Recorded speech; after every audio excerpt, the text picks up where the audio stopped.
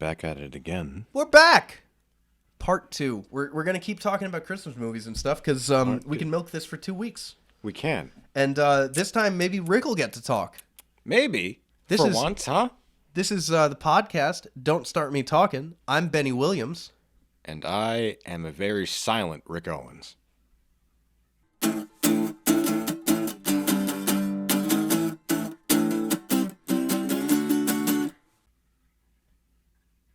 going to make them think I'm an asshole. I don't... They already think that I could be here, I could be gone from this podcast, and they would still think that it is you who are the asshole. It is me who is the, other party. No, I see how it is. Okay. You can see how it is because of your new glasses, which you got recently. Congratulations on your new prescription. Hopefully you can see better. I don't get them for a week. These are my same old glasses. Those are the same old glasses. I retract my statement. This is what I deal with all the time. He knew that. He knew that they weren't new. He just wanted to rub in my face that I didn't get them yet. I did. Yeah, well, now I'm doing it glasses-lith. Glasses-lith? So we're back in part 2. This is the podcast, Don't Start Me Talking. I'm Benny Williams. And I am Rick Owens, as I said before. They don't know that you said it before. They do. I'm cutting around that. You can cut because it. I don't like being humiliated. Well, then that's... Too late. A fish doesn't like to be wet, am I right? Anyways, I'm just joking around. And for those of you who don't know, the two of us in person, don't know us, we joke around. We do. We're just kidding with each We other. like to have fun. We bounce off each other. It's a fun time. What's that supposed to mean? We bounce off each other. You give me nothing. You have become more rotund. That's what I thought you meant. It's all coming out at Christmas time. All right, let's keep talking. Last episode we were talking about A Christmas Carol.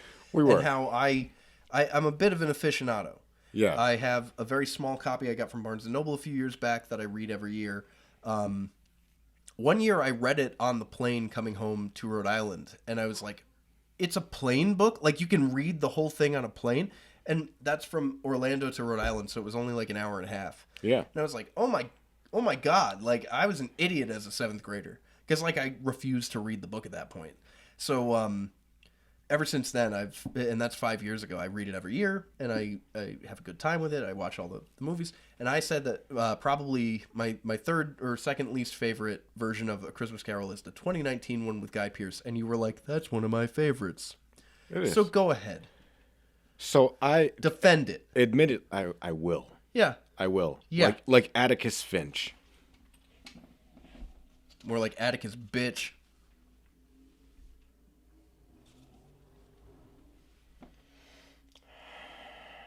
Motorcycle people? Justice in the world doesn't come often. Anyway. I like it. Okay? I'm Why? not saying it's my favorite. Why? Let me get to it. Okay? Why? I'm open. Why? Why? Why? Why? Why? Why?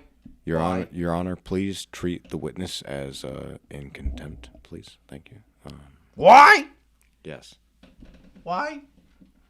Why? You'll be okay one day, buddy. Hit his head real bad. Anyway. They gave me the best medicine. Yeah, they did, bud. They did. They did, and it's okay. Laughter. Oh, they gave you the Patch Adams treatment. She dies anyway, buddy. No, I caught the ball when they threw it at me. With your face. And then, No, with my hand. I'm not dead yet. yeah. Never seen Patch Adams. I don't know how I know that part. The Robin Williams thing I watched the other night. There you go. Throwback, right? They're talking Throwback. about, yeah. Catch with the hand. Yeah. It's involuntary. Yeah. The human mind. What an enigma. Anyways. So the reason I like it is for one of many reasons, but here's the first reason why. I haven't watched a lot of The Christmas Carol. Right. I haven't read The Christmas Carol. Okay, first of all, stop. A Christmas Carol. Not The Christmas Carol. A Christmas Carol. Continue. It doesn't matter. It does matter. It's a book written by Charles Sir Dickens. They knew what I was talking about either way. Turducken. Context clues. Charles Turducken. They knew what I was saying.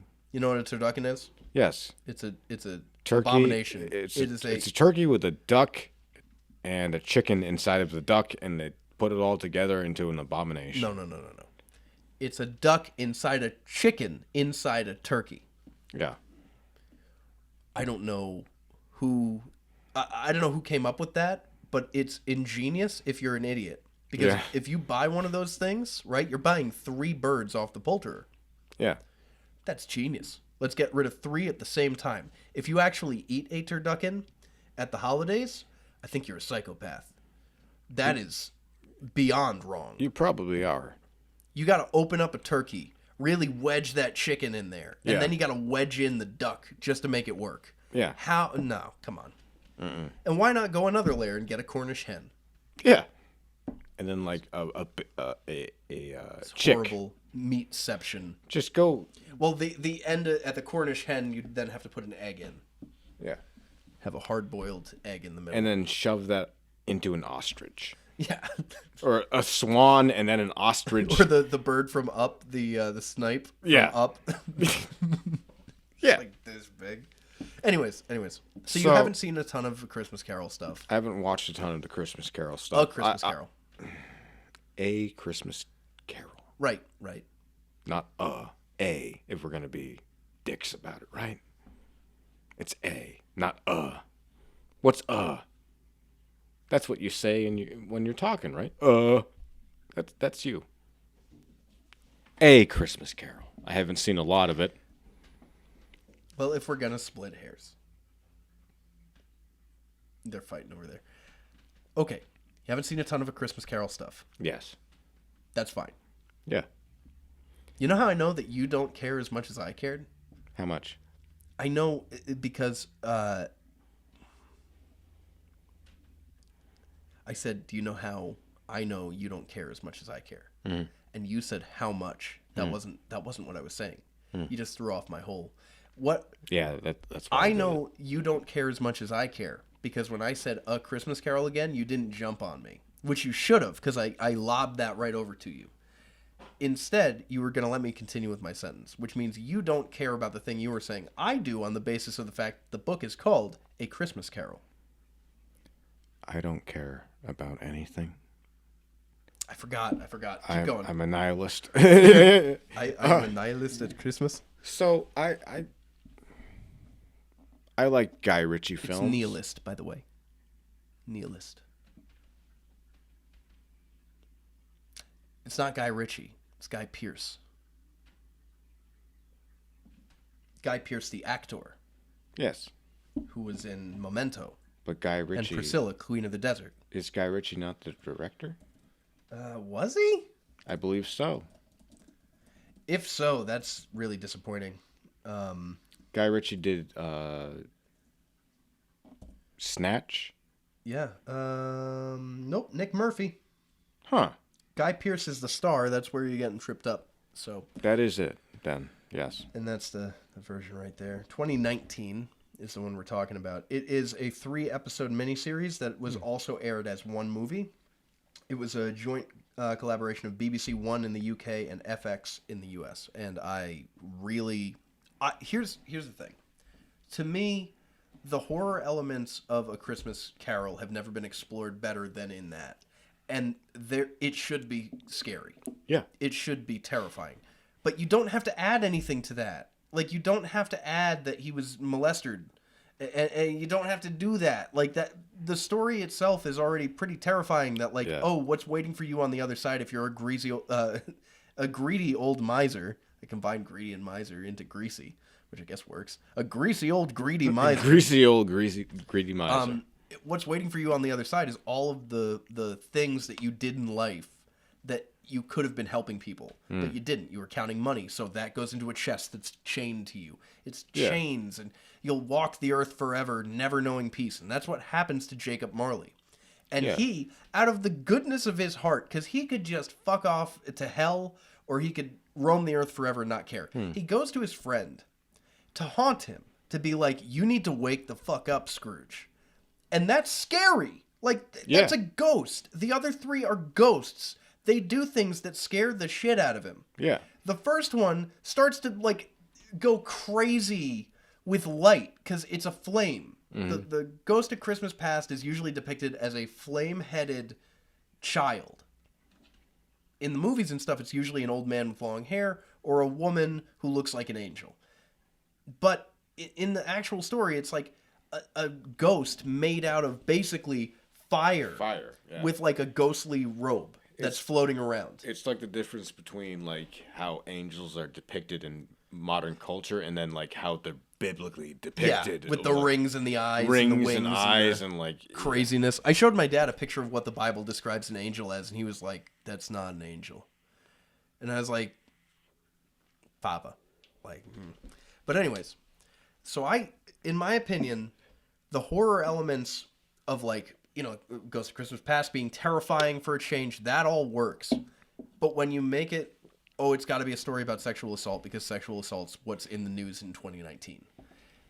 It loses all of its emphasis on what actually happens in the plot of the book that is scary. To me. I guess. At the same time, the reason I like it is it brings together a lot of actors that I like. Oh, yeah, sure. No, the talent in it's great. It's Tom Hardy. It's Ridley. Whoa, wait a minute. I'm sorry. I'm looking at the wrong list. Not Tom Hardy. Andy Serkis. Yeah, he's great. He's the Ghost of Christmas Present. Stephen Graham. Who's that? He plays Jacob Marley. He's in Gangs of New York, and he's awesome. And Snatch. Yeah. The place where it truly loses me is Bob Cratchit's wife being like a Calypso witch, which I'm okay with, you know, if they want to cast whoever, you know, whatever actress they want to cast, I have no problem with that. That doesn't affect me. I know that some people will freak out and be like, oh, race bending and all this shit, and it's like, well, if the actress is good, I don't care. Yeah, I the same way. It works. I don't care. She also was a great Mrs. Cratchit. She was. I thought that she was spirited in a way that some of them aren't. I think sometimes she gets brushed off to the side, but she's the one at the fucking dinner table who goes like, why are we toasting that piece of shit? Yeah. And her husband's like, honey, like, we wouldn't have any money if it weren't for Mr. Scrooge. And she's like, he pays you nothing. What are you, stupid? And like, she's the only one in the story who speaks her mind. Yeah. In that way. When everybody else kind of has to dance around it. Fred's friends kind of give Scrooge a little bit of shit at the party that he doesn't go to on the same Christmas Eve. The same Christmas night. But she's the only one who like has a spine and knows like, no, I'm not giving that fucker an inch, which is correct. I didn't hate her performance. I just hated that the twist at the end was like, and we maybe have more plans for Mr. Scrooge, and it's like, no, you did the thing that you needed to do. There's no sequel to A Christmas Carol. He dies. You know what I mean? Yeah, he dies. One of the movies I watched this year was Spirited, which this is a big spoiler for the movie Spirited, starring Ryan Reynolds and Will Ferrell. So if you don't want to hear a spoiler for the movie Spirited, with Ryan Reynolds and Will Ferrell. Yeah, from last year on Apple TV. I ended up actually liking that a lot. In the same way I love Scrooged. I don't count Scrooged as an adaptation directly of the material, but I love Scrooged. Yeah. It's not in my top 3 adaptations because it's not like a true adaptation. It just follows the bullet points. I like Spirited less so, but I enjoyed it. One of the things I liked about it the most was that Will Ferrell is actually playing Scrooge. And it's Scrooge in his afterlife continuing to try and help people the way that he was helped. And, you know, he becomes Will Ferrell, so he's like... Yeah. You know, goofy. Yeah. But there's a part where Will Ferrell is just playing Scrooge, where they go back to his past and they see him as Scrooge, and it's great because it's just Will Ferrell being an asshole. And then Ryan Reynolds is like, how long did you live after that? And he's like, oh, 2 or 3. And he's like, all right, weeks? It's like, weeks? And he's like, oh yeah, the leading cause of death back then was January. Yeah, So true. yeah, so like, I kind of like that they're like, after that story, he was very nice. He helped them and, you know, became a second father to Tiny Tim, everything else. But like, it just, to be like teasing another thing is going to happen after this. Why would you do that? Because we know that they're not getting a sequel to this, whatever this series was. And then the other point in the story that I hate is, like we said last thing, turning Scrooge into like a concubine for older men at the boarding school that his dad sent him to so that his dad could get money. I hate the ones where they turn Scrooge's dad into a debtor, and that's supposed to be some lesson from his past, because his dad isn't a debtor in the books. It's just that his dad is kind of a jerk because Scrooge killed his mom when he was born. Yeah. Not to be an asshole, but that's what happens. So he and Scrooge don't see eye to eye. He sends him away to boarding school to be rid of him. And then his sister comes along and is like, I finally convinced father to let you come back home. Like, he's got an apprenticeship set up for him and stuff, but he's going to be back in the city where he could see his sister and, like, you know, be at home with his family for Christmas.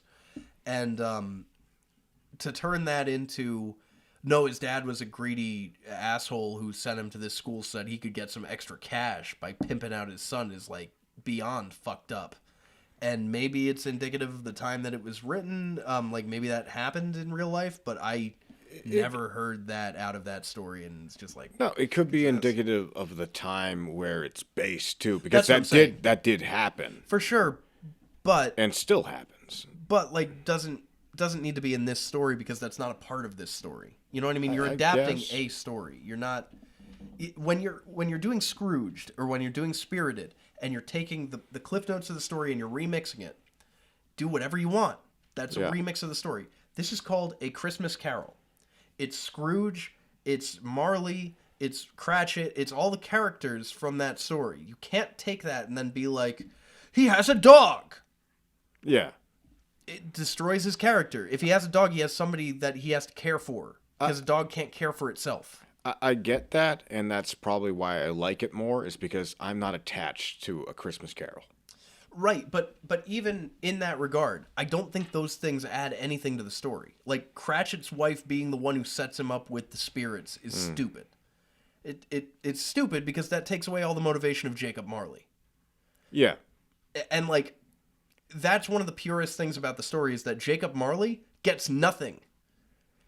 Jacob Marley is still roaming the earth with the chains around him, as far as we know. Yeah, he did this out of the kindness of his heart to help his friend with the box, with no reward. Yeah. It's a ponderous chain of all of his misdeeds in the world. So it's boxes of money and chests full of paperwork and all this crap that he thought was relevant in life, and he has to carry it in death because he can't let it go. So to then make it like, oh well, Mrs. Cratchit's the one taking the power back. Again, it's indicative of the time it was made because it's all Me Too shit. Yeah. And that, that happened at the time. 2017, 2018, 2019, that was everywhere. Harvey Weinstein and all the Kevin Spacey and all these people that got, caught up in this huge shitstorm of like, hey, look at all the stuff that we did in the 2000s. And, rightly so, they should all go down. But that makes the staying power of this special last exactly that long, and then once society moves past that, you can't watch it anymore because it doesn't work anymore. Don't do that. I'm not gonna say it because the switch on the top, you had your hand over it. You could have turned it off. That was what I was concerned about. Okay, that was it. Okay, I just didn't want you to turn it off. I don't care what you say. Perhaps they shouldn't have been going down. You said it all went down, or something to the effect of, and perhaps they shouldn't have been going down. Anyway. So there's an American Christmas Carol. You ever hear of that one? No. That one is Henry Winkler, and he plays a shoemaker. Cobbler? No, he's a furniture salesman. And he's, a stingy asshole. He's basically a Scrooge. But they did this American version on TV in the 70s with Fonzie. I hate it. I hate it so much. It's got the Jumanji. It takes place in New Hampshire during the winter, and like it's very New England folksy, but it doesn't work. And I hate that they remix the story. There's one with Kelsey Grammer. It's a musical version from NBC in the 2000s. Awful, awful. Muppet Christmas Carol is one of the best. I wouldn't rank it in the top 3, but I watch it every year on Christmas Eve. I love it. I love it so much. It's just takes a lot of liberties. Muppets are solid, but like, they're going to take liberties because... Right. Which, rightfully Yeah. so, and Yeah. I'm fine with that. I put it in the same category as Scrooged, where it's a remix of the story, and it works. It's Yeah. pretty faithful, and it does a good job. The parts that are supposed to be scary are relatively scary. I mean, Marley coming in, Marley, and it's his 2 friends who are Statler and Waldorf. That's a little goofy to me. But Michael Caine plays it serious. If you took the Muppets and digitally edited them out and put in real special effects and stuff, Michael Caine's performance is Scrooge. Yeah. It's great. Michael Caine is a great actor. Yeah.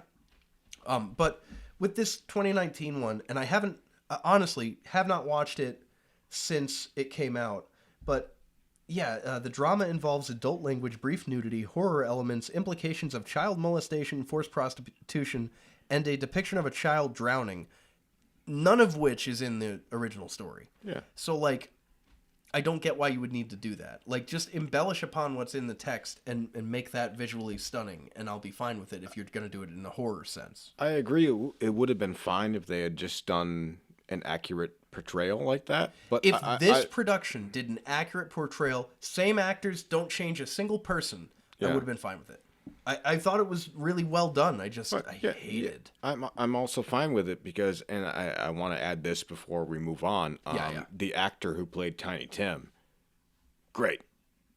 And that's a kid named Lenny Rush, who is 14. Which he would not be doing if he was Tiny Tim, because Tiny Tim had a lame leg. He's not rushing anywhere.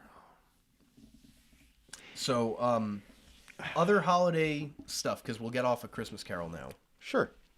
You have more. I have one more. Okay.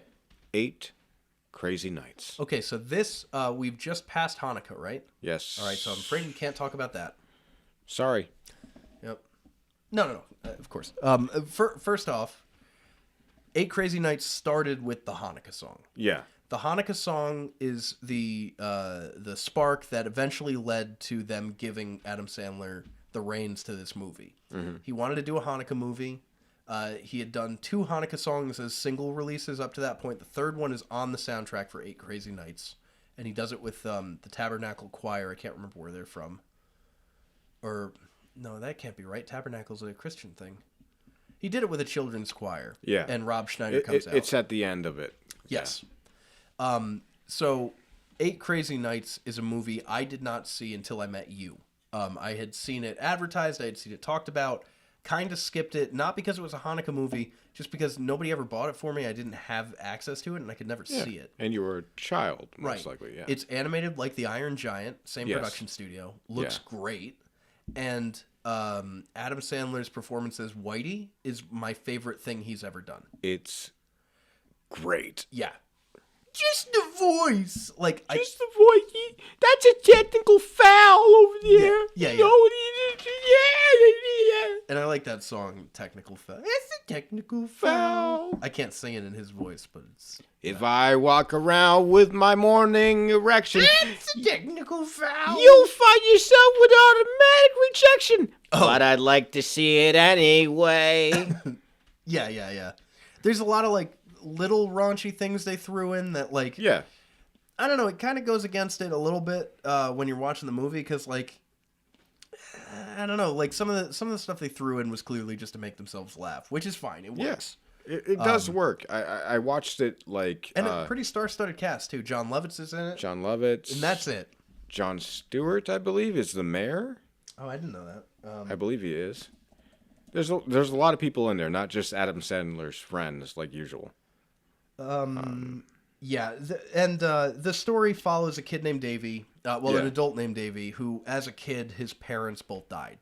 in a tragic accident on the first night of Hanukkah. Yes, when he was at a basketball game waiting for them to pick him up. Yeah. And Whitey was the referee then and is still the referee. He's done something, drunk driving or something, where he's scheduled to do community service. Yep. And he has to go and work. No, he's actually sentenced to 20 years. Oh. Of jail, but Whitey steps up for him. He's like, "Hey, I'll take care of him if you want, Mr. Judge. I'll turn him around." Yes. And then it's a begrudging relationship at the start. Kevin Nealon's the mayor. Oh, well, it's still good. Kevin Nealon's a funny guy. I thought it was Jon Stewart. And Rob Schneider as Mr. Chang. Oh. Can I loosen any more? I have I have 3 shirts on. I can't loosen the collars enough. So yeah. Overall, pretty good movie. Yeah, it's a solid movie. Yeah. I haven't watched it since before a few days ago when I watched it. I hadn't watched it since about 2012. Sure. And I threw it on, like, hey, it's on. You know, I watched it last year for the first time in years, but I had probably seen it. Sometime you had mentioned it, so I watched it, and I was like, "That's pretty good." It's solid. Yeah, you know, it's got its moments where I'm kind of embarrassed to be watching it, but other than that, you know, yeah. But again, like the studio that made it, Iron Giant, right? Columbia Pictures, so Sony, and I don't know if it was the same studio as Iron Giant. It looks the same. So I would assume, but I really don't know who made Iron Giant. Warner Brothers, so no. He lied to us. I didn't lie, I just didn't know, and I was just talking. He lied out of ignorance. Out of ignorance. Ignorance is bliss. That's correct. Yeah. Hogarth, what a name. Hogarth Hughes, right? Yeah. Yeah. Well, the book was written by a guy named Ted Hughes. Yeah. But you didn't know that it was a book? It's called The Iron Man. 1968.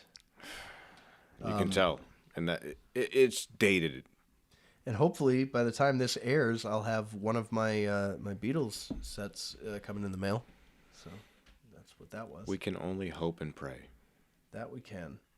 You know what sucks? And this is just an aside, but waiting to hear back from a possible job and checking your spam filter every day and having to go through all of the email because you don't know if it's going to come up or not. What happened to this that it's so quiet all of a sudden? Is it me? Could just be me. I hope that wasn't the whole time. That would suck. I can turn it up later. It doesn't matter. Anyways, 8 Crazy Nights is a good one. Another solid Hanukkah classic that I love because it was force-fed to me through Comedy Central is The Hebrew Hammer, starring Adam Goldberg and Judy Greer, who's in everything. And if you don't believe me, look up her filmography. Judy Greer is in a lot of stuff, like a lot of stuff. But The Hebrew Hammer is a parody of Christmas movies and blaxploitation films. Yes.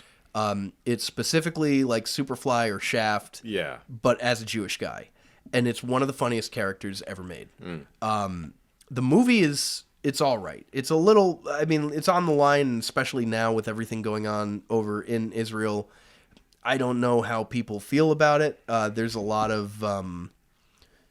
it's not really anti-Semitic, though, because it's made by Jewish people, so I don't know. It's definitely on the line, though. There's some things in it that you look at now and you go like, oh, my God. But there's one scene that redeems that whole movie. Andy Dick plays Santa Claus's son, who either killed Santa or Santa just died by happenstance, but he's the new Santa, and he's evil. And one of the greatest scenes ever committed to film, the theme song from Superfly, Pusher Man, is playing.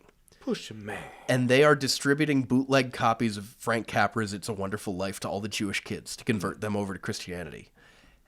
And it works. And these kids come in to their parents and they're like, why don't we celebrate Christmas? And their parents are like, huh? Like, it's just this whole sequence. But Hebrew Hammer counters this. He's just ready to go, has a trunk full of other bootleg tapes, and he gives one of the kids like Yentl. Like it's like Fiddler on the Roof and Yentl. Yeah. So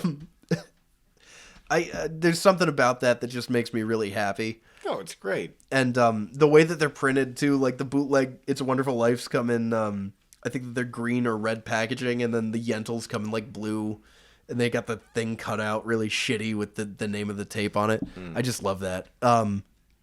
But there aren't too many Hanukkah stories, and a lot of them came from like Rugrats when we were kids. That was the one I was going to say. The first real one that I saw of like a Hanukkah special. I'm Catholic. Yeah, and So- it was a two-parter. It was a Hanukkah and a Christmas thing in one. Yeah, and that's probably the first time I was introduced to the whole Hanukkah story and everything like that. And then like I thought that was great as well. They did a great job with it. I mean, Nickelodeon killed it in the '90s with the Christmas special because They literally killed their animators too. Yeah. Oh, yeah. I mean, where's John Kay now? Although he deserved it. Speaking of Me Too stuff, Ren and Stimpy guy. Yikes. Again, three callers all listening right now. My other memory of Rugrats is, of course, the Kwanzaa special, which was really the first exposure to Kwanzaa I ever had. I still haven't had exposure to Kwanzaa. Well, because a lot of people abandoned it because it was not like a genuine. It was some guy sort of tried to drum back up interest in Kwanzaa, and then over time people just turned away from it because I think it was not genuine. Yeah. It was a celebration of African culture. I don't know a ton about it, and I've tried every year. I try to learn a little bit about what Kwanzaa is. I can never figure it out. Surprisingly enough, we are not experts on African culture. Well, speak for yourself. But yeah, largely all the Kwanzaa stuff with Susie's family, that was kind of done pretty well. The Christmas special I remember the most from Nickelodeon, though, Hey Arnold. Of course. Which is the finest children's Christmas special maybe ever made. Mr. Wynn, right? Yes. Yes. It's called Arnold's Christmas, and spoilers for Arnold's Christmas, but if you have not seen it, seek it out. It's 22 minutes long. Anywhere where Nickelodeon stuff is, so maybe Paramount now, Yeah. but Paramount Plus. But Arnold's Christmas is just an episode of the first season. And I watch it every year. yeah, me too. Yeah, it's... The story follows Arnold's quest to help Mr. Wynn reconnect with his daughter. Yeah. Arnold's grandparents own a boarding house, which is like... It's a Secret Santa type of deal. Like, you have to get a gift for Mr. Wynn. And Right. I'm explaining the concept of where they live. yeah, and I'm here too. Yeah. Yeah, well, you know, sometimes I like talking. Like all the time? Yeah, that's right. 90-10? They live in a boarding house where a bunch of other tenants live. Yeah. They do communal meals, but they all have their own room. And Mr. Wynn is the only one at Christmas time who's not excited to do it, doesn't really want to, do anything for it. And Arnold draws him for Secret Santa, and he's like, I don't really know Mr. Wynn. Like, I don't know anything about him. And comes to find out from Mr. Wynn that he's a Vietnamese refugee. Mm-hmm. And before the helicopters left Vietnam, he held his daughter up, his baby daughter, and the GIs took her to America and told him the name of the city. And he tells Arnold, this was the name of the city. I came here. It took me 20 more years to get out. I came here. I've been looking for my daughter Mai ever since. Mm-hmm. And doesn't say that's what I want for Christmas. Doesn't say that there's any chance of it happening. He's just like, I just wonder where she is. And so Arnold, being Arnold, who's like got to solve every problem and help everybody that he can, immediately is like, this is the perfect gift for Mr. Wynn. Goes about trying to figure it out. Finds with Gerald this guy, Mr. Bailey, who is sitting in an office doing the last of the Christmas stuff. He's like the registrar's office or something for the city. And Arnold goes to him and goes like, hey, can you help us out? And he's like, nah, kid, there's nothing I can do. It's Christmas Eve. Then he gets a call from his wife, and his wife is like, hey, did you get all the presents? And he goes, no, honey, I was busy, and I'll head out of here soon and go and get them. And so Arnold and Gerald are like, we can go do your Christmas shopping for you today, and like we'll get you everything, and then you can help us out. And he's like, okay, but you got to get everything on this list. And on the list are a pair of Nancy Spumoni boots, which is like Nancy Sinatra parody. Yeah. And they're these boots all the girls want this year. Meanwhile, Helga Pataki wants these fucking boots. Yeah. is like obsessed with them, really wants them. And her parents let her open one gift early on Christmas Eve, and she gets the boots. So she's like over the moon about it. In the process of Arnold going around doing all the shopping and stuff, she finds out why Arnold is doing all the shopping and like why he wants the boots, which is to find this thing for Mr. Wynn and all this stuff. And she's kind of watching him creepily from the shadows like she does. So she finds out all of this, and then she gets the boots, and she realizes like they're the last pair in town. Arnold and Gerald can't get the boots. They're the last thing on the list. Mr. Bailey's like, well, then screw you guys. I'm not helping you. Yeah. And they got everything else for him except these boots. She shows up as he's closing up shop, and she's like, Mr. Bailey, like that kid, all he wants is to make somebody else's Christmas great, and you have the power to do that. Like, you just gonna turn your back on him? Like, what does that mean? And she gives up her Christmas gift so that this guy will help Arnold help Mr. Wynn, and it culminates in Mr. Wynn being reunited with his daughter in the parlor. And it is one of the most heart-wrenching. Arnold doesn't know how it happened. He and Gerald are like, I guess you have a Christmas angel. And Helga is watching from outside on the just in the middle of the road, standing there. And she just says, like, Merry Christmas, Arnold. Like, real soft. It's like, oh. Which, if you don't know anything about Helga Pataki's story, Right. She comes from a either abusive home or neglective home. Both. Both. Yeah. Her mother is a drunk. Yes. And her father is a fucking sociopath. Right. Who only cares about the older daughter. So she was like, the first day she met Arnold, she's walking to preschool, and she has to walk by herself at like 3 in whatever the story is. Yeah. Whatever the city is. It's like a mix of Seattle, Chicago, and New York. Yeah. It's like a Midwest city. Yeah. But she has been neglected her entire life. Yeah. So in the same way, like Christmas Carol, like Marley has no reason to like go out of his way to help. She does the same way. So it's that much more impactful when she gives up the one thing she wanted, which like is probably insane for her to get. Her family is pretty well off. Yeah. Bob's Beeper Emporium or whatever. Right. But like she gets neglected 99.9% of the time. So it adds to it. To me, it's one of the perfect things. I watch it every year. It's a kid's show, but like I watch it every year. Just, it gets me. At the end, It's perfect. when Mai walks through the door. Yeah.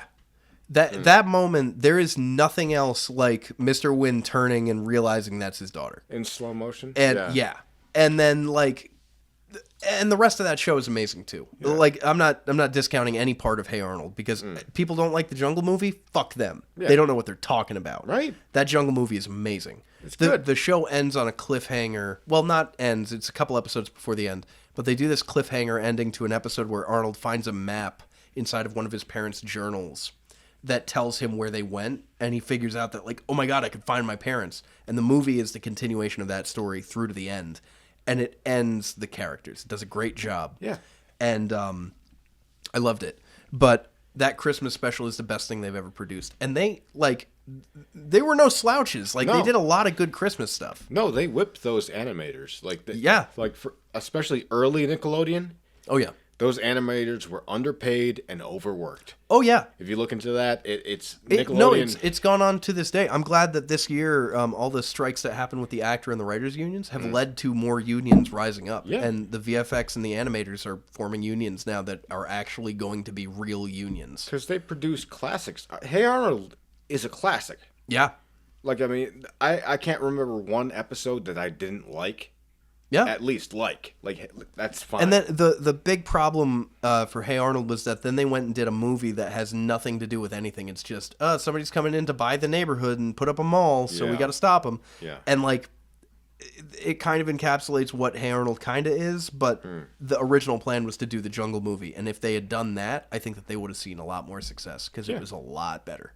And what they did with it, with the new animation they were able to do in 2017 or 18 when they did that, is wonderful. It might have even been later than that. I my years get messed up, but so one thing about the Christmas special for Hey Arnold that I like a lot is they don't put emphasis on Mr. Wynn expecting this Right, wish. right. It comes out of the blue for everybody at the end, yeah, too. It's a solemn wish. He's like, I miss my daughter. Yeah. And like he's like, I wish for Christmas I could get my daughter back. And you're not leading into that. Right. It's solemn all the way throughout.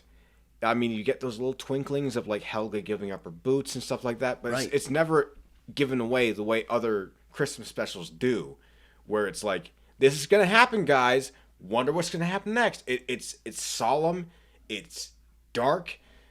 Most of it happens at night, so it's a very dark, like colored. Like Hey Arnold has great artwork throughout it. Yeah. And great music. It's probably what got me into jazz as much Oh as I yeah, am. Like, yeah. No, the soundtrack for Hey Arnold is wonderful. It's like urban jazz, and it Yeah. works perfectly. but like the way it ends is just Yeah, it's perfect. Chef's kiss. yeah. You know. And I'm like I can't think of anything like. And I watched Charlie Brown Christmas again this year, which I talked to you about. Yeah. And my issue with the Charlie Brown Christmas is like, again, why is everybody being an asshole to this kid? Like, his best friend is Linus, and he goes to him and he's like, Linus, I don't know, man. Like, I don't know if I get this whole Christmas thing. Yeah. And his friend's first sentence out of his mouth is like, Charlie Brown, like, Lucy's right. Of all the Charlie Browns in the world, you're the Charlie Browniest. Which is to say, yeah, my sister's right. You are kind of the asshole everybody thinks you are, huh? And then he just walks away from him. Yeah. And it's like, the dude is having like legitimate gripes with consumerism and society and how things have changed around Christmas. It's the equivalent of having depression and then your best friend being like, have you tried not having depression? Yeah. Like, have you tried being happier? Yeah. Maybe if you did this. Yeah. Well, maybe you should just stop stressing yourself out about all the problems that you have then. That's what I do. Yeah. It's like, okay, like, fuck you. Yeah, it's just... I mean... It's a very heavy subject matter for a special like that, and I think it's handled really well. I think that it comes to a great ending, but the way that these shows start puts it on like a bad footing right away. Yeah. And then Charlie Brown Christmas has its problems, but it's wonderful. Snoopy's a fucking World War I fighter. He shoots down the Red Bear. Yeah. That all right. So. Side note, because I've been doing all the music stuff. Yeah. There is a band called the Royal Guardsmen. Did I send you this earlier this year? You might have. Okay, so the Royal Guardsmen do Snoopy versus the Red Baron. They do Snoopy's Christmas. A few songs about Snoopy, specifically related to Christmas time for the most part. Well, in good old 2002, they did Snoopy versus Osama bin Laden, or something of that ilk. Which is like Snoopy takes on the Taliban or something. And I was just like, no. Like, because in my head, I mean, like, and not to say that the Taliban are good or anything like that. I'm not saying that. What I'm saying is, like, why take a political stance with Snoopy? Snoopy is just a beagle. He's a fun beagle. And that's it. He does that dance. Yeah. He does that silly dance that all the Peanuts do. Yeah. Him and Woodstock, they're just buds. Like, why you got to do that? Yeah.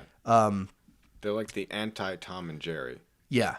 So for them to then do a whole song of anti-Osama bin Laden stuff, it's like, yeah, okay, like we all don't like him too. Like, what does this accomplish? I don't know if it was a charity single or what it was, but those guys got back together and they did a single that was related to Afghanistan. 60 years later, they got together. Like, you know what? Now's the time. But the music from that special, the Vince Guaraldi trio stuff is incredible, and that led me to find the "Cast Your Fate to the Wind," which he composed, and that's unbelievable. And he died not long after that, which is a real shame. But that record at Christmas time is on my record player. It's wonderful. That Peanuts special, I can't remember the name of the track, but the one that plays throughout, the one that's like, famous thing. Christmas time is here. You mean Christmas Time is Here? Yes, that one. Christmas, the one I said. There's two versions on the album. One of them is vocal with the kids singing, and one of them is instrumental, so that you don't have to hear that crap. It captures how fucking sad Christmas time is Yeah. for a lot of people. Time that all the children call their favorite time of year. Yeah. And then, like, it's going down as they say that. Mm-hmm. And it's just like, yeah, it's very melancholy. Like, I like Charlie Brown Christmas because that subset of people is not well represented. It's not. And the only other representation you have of people who don't like Christmas is, like, Scrooge. Or like... who, like, needs to learn to like Christmas. Grandma got run over by a reindeer. Okay, so Elmo and Patsy, who wrote that song, got divorced right after that. And I know exactly why. Why? That song. Yes. That song. That's what happened. Yeah. The movie Grandma Got Run Over by a Reindeer is awful. It played on Cartoon Network as a kid. Somebody bought it for me. I watched it twice in my life. I hate that movie so much. Every time that I think of that movie, I think of the song Grandpa's Gonna Sue the Pants Off of Santa, which is an awful song. And I don't want to think about that song, but I think about it every time. I hate the kid. I hate his grandma. I hate the plot. I think it's stupid. If she got run over by the reindeer, she should be dead. She shouldn't be, oh, we took her to the North Pole to get her better. Why didn't you take her to the hospital? Yeah. Oh, is she a toy? Are you fixing a toy? No, she's a person. She's an old lady that you ran over. Take her to the fucking hospital. You can fly anywhere. And as we saw in the Rudolph special, they don't like dentists. So they definitely don't have a fucking Yeah, they don't have any doctors up there. They don't have a brain surgeon. They specialize in elf anatomy, which, like, when they cut them open, it's like cotton candy and bubble gum or some crap. Yeah. So, oh, yeah, well, get me the roly-poly gumdrops, 10 cc's, and then they cut her open and it's blood, and it's like, what did we do? Are we Scrooges? No, we're not. No? Not for hating that movie, no. No. That was some Warner Brothers produced crap. We're Cratchits. No, I'm a Fred. I'm a Fred. Fred. I don't even remember his last name because it's not Scrooge. It's just his nephew Fred. Just Fred. You're the guy Fred. who's like, come on down, we go to do the thing. And he's got, I gotta work. Uncle. You know, Yeah. I ask nothing of you. I want nothing from you. Can't we at least be friends? And he's like, fuck you, Fred. It's like, Yeah. Uncle. All right, well, open seat at the table. And his uncle's like, well, maybe don't set a place for me. It's like, you know. The chair's got dust on it from years. Yeah. Just, you know. No, I think of myself as Fred. In that story, anyways, or the Ghost of Christmas Present, who's like just a dick. Just a dick, a jolly dick. My favorite part of the George C. Scott version of A Christmas Carol is when he shows ignorance and want, which are the two children, and the boy is ignorance and the girl is want, and he goes,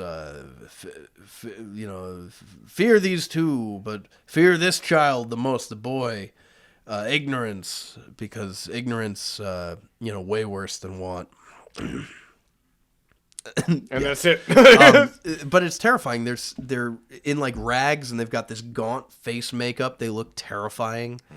And I love the George C. Scott version because it's just as scary as it needs to be. Right. This year you should watch that. I will. 1984 or 5. I will. But Invader Zim had a wacky Christmas special. Means nothing. Like, I enjoy it and I like Bow Down to the Power of Santa, but it means nothing. Every cartoon, Yeah. Every show has had a Christmas special. One of the things that happened after the 90s, too, was like they started to get more secular because they couldn't do religious stuff anymore. So it started becoming more about Santa Claus rather than Jesus or Christmas, like what Christmas actually means. Yeah. And the actual meaning behind like the Christmas season and giving and everything like that kind of took a backseat to like adventures of what Santa Claus is up to. So the movie The Santa Claus became really popular in the 90s. Then they had 2 and 3 in the 2000s. You know what I mean? Mm-hmm. Now they have that god-awful show that they're doing this season, which is terrible. Santa Claus is a figure that, and I feel bad saying this, but spoiler alert if you're a child and you're watching this. Don't? Well, first of all, yeah, don't. But Santa Claus, because he is not an actual person, he's an idea, can be manipulated in any way you want, and I can't complain because there's no real story of Santa Claus. There's St. Nicholas, the guy. Yeah. He might still be alive. It might still be him up at the North Pole. I don't know. But everybody does it differently. Violent Night last year did an excellent job with a Norwegian kind of Santa who kicked ass. And I just watched that again this year. That movie rules. And then you go back and like every version of Santa is different. And even the Rankin Bass claymation Santas, the three I mentioned in the last episode, Santa Claus is Coming to Town, The Year Without a Santa Claus, and The Adventures of Santa Claus are wildly different than anything else. The Adventures of Santa Claus probably served as the inspiration for the version in The Santa Claus 2. Not 1, 2. Because in Santa Claus 2, if you remember, they bring in the Easter Bunny, they bring in Sandman, Father Time, I think, Mother Nature. They bring in all these other immortal concepts, beings. Ideas. Yes. Yeah. That is directly ripped from Adventures of Santa Claus, where Santa Claus is getting old, and the immortals gather together, and they're like, we should make this guy an immortal. He does a lot of good. And for some reason, a bunch of them are like, yeah, we can't make a mortal immortal. That would be crazy. And it's like, all he does all year is build toys. And on one night, he delivers them to all the kids. Who else is going to do that when he's gone? Yeah. And they're all like, well, not me. Yeah. So they're like, yeah, we'll save him. It was upper management just being like, yeah, should we add him to our ranks? I don't know. He drives a Corolla. So that version's really good. And then I don't remember Year Without a Santa Claus too well. I just remember that Santa is sick and they have to do it without him. I don't remember who does it, though, if it's Mrs. Claus or somebody else. I don't remember. And then, or I think he gets up at the last minute and does it. So it's not A Year Without a Santa Claus. But anyways, the other one, The Life and Times of Santa Claus, is like directly talking to stupid kids. And it's like, how does Santa do everything in one night? Or how does, like, it's got these little kid testimonials where they ask a question and then they answer it in the plot. And it's awful that they do that. But the special itself is fine because it's Mickey Rooney as Santa.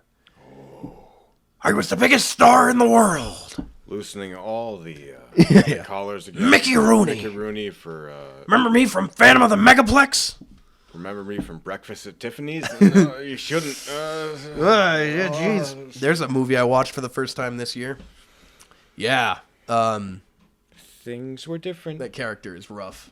I watched Breakfast at Tiffany's for the very first time this year, after years of passing it by and knowing about the whatever his name is in the movie, Mickey Rooney's racist character. Yeah, it's very... really racist. It is. And the big headline with that movie for me is that, like, she is out of her fucking mind. Yeah. I did not like that movie at all. It's crazy.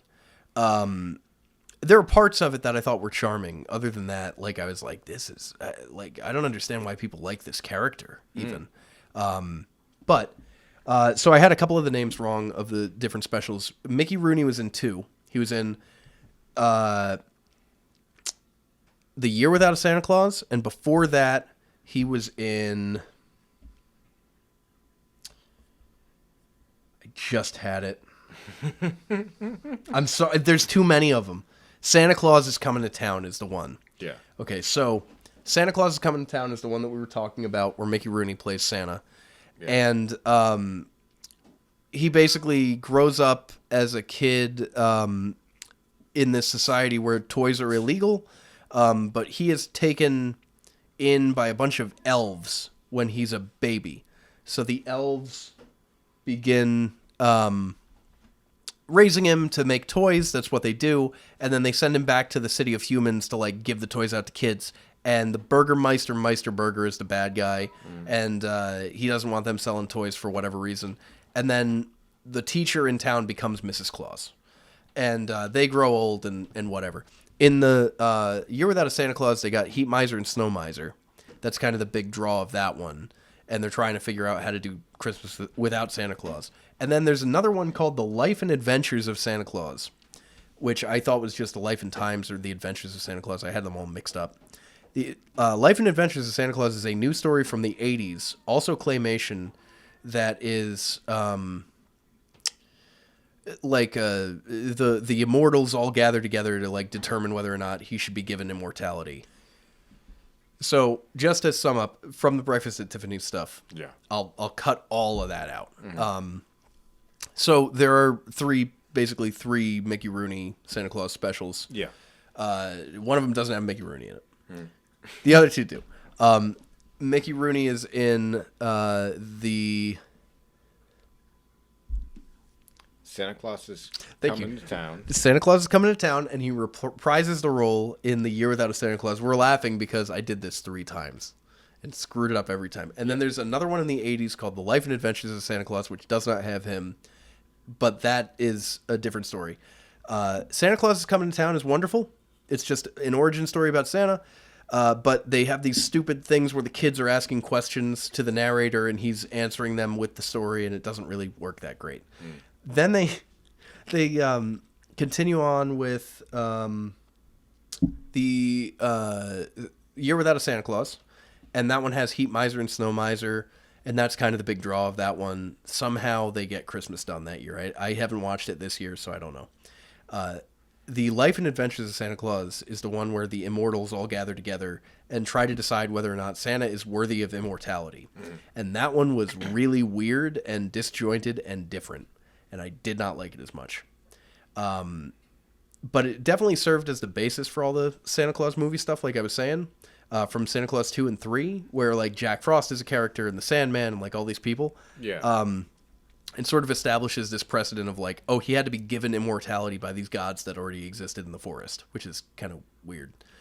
That's the weird thing, because they're not even gods, really. Yeah, they're concepts, like Santa Claus is too. Like, right. It's like Sandman, Father Time, Mother Nature. Yeah, the Great Auk or something like that. Like these are also things I never heard of before watching this special, so like they were kind of lost on me.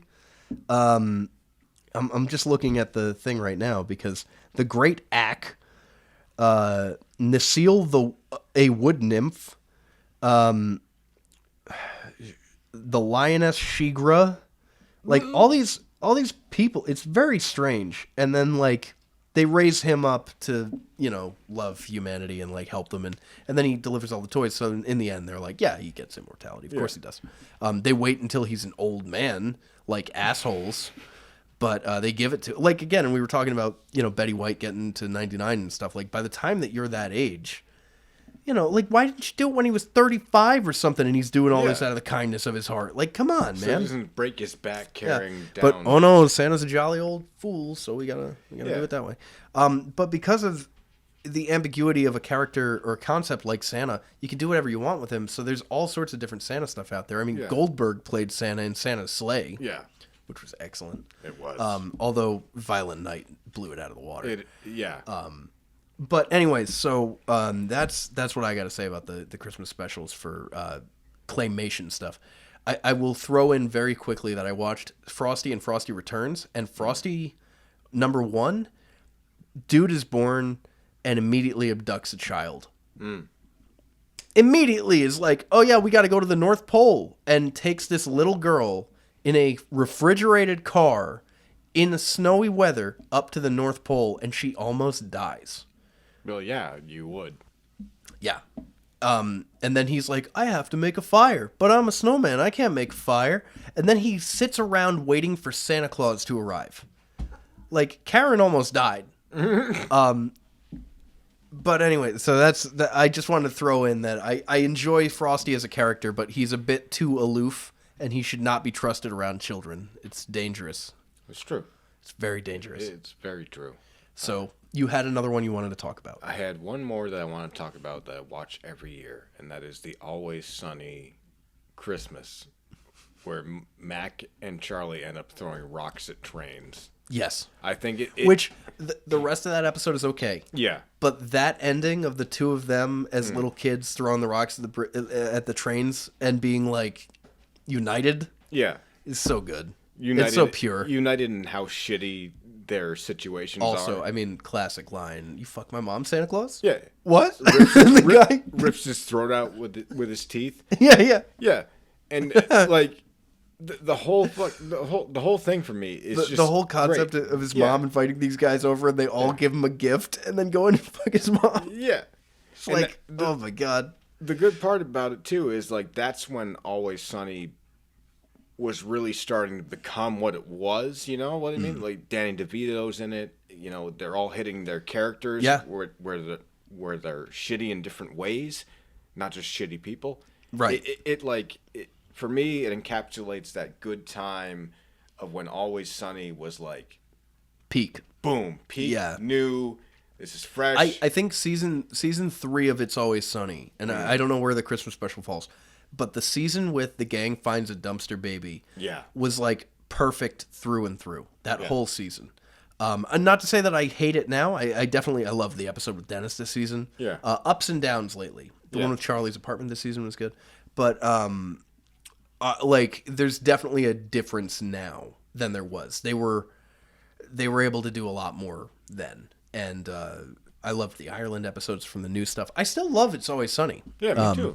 I wish their podcast would come back, but until it does, we're here for you. We're here, the people. For you. But off the top of my head, I mean, I can't think of any other really major, like Jingle All the Way is a big one for me. But other than that, I try to stick to the classics, the It's a Wonderful Life, Christmas Story, Christmas Vacation stuff, and Yeah. But I think that pretty much wraps it up. That wraps it up in a big bow and what is it?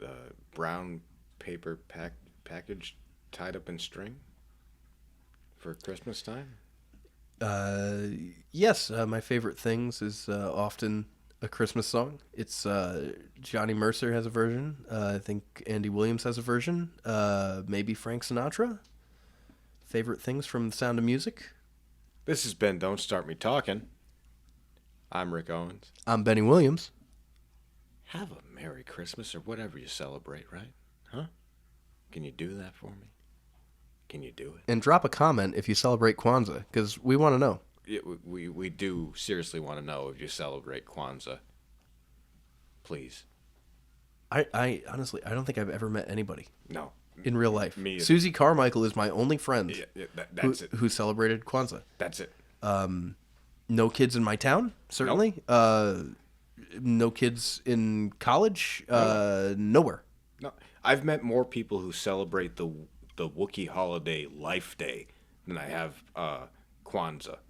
So if I'm curious now, though. I'm going to do a little research project before the next episode and find out what Kwanzaa is. Which there are plenty of good books. One of them is titled, I think, "What the Fuck is Kwanzaa?" There you go. And you're going to come back next episode with a dashiki on and be totally converted. Or a MAGA hat and go the other way. Oh, loosening all.